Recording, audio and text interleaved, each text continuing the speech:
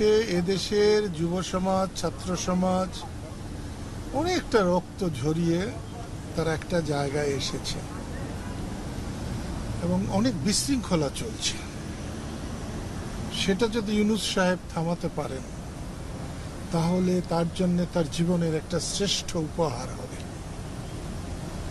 তার গ্রামীণ ব্যাংক শুরু করেছিলেন আমার বাড়ির পাশে থেকে। ওনার গ্রামীণ ব্যাংক যখন সরকার নিয়ে নিতে চেয়েছিল আমি তার পাশে গিয়ে দাঁড়িয়েছিলাম। সৌভাগ্যক্রমে এখনো তার পাশাপাশি বসেছিলাম। আমি আশা করি যারা শহীদ হয়েছে তাদের যেন আল্লাহ যেন তাদের ব্যস্তবাসী করেন। কিন্তু আমার কাছে খুব খারাপ লাগছে বঙ্গবন্ধুর বাড়িকে যেভাবে তছনছ করা হয়েছে। এটা ভাবি কালে একটা কলঙ্কজনক ইতিহাস হয়ে থাকবে। আওয়ামী লীগ হলেই তার বাড়ি ভাঙতে হবে, যারা ভাঙবে তারা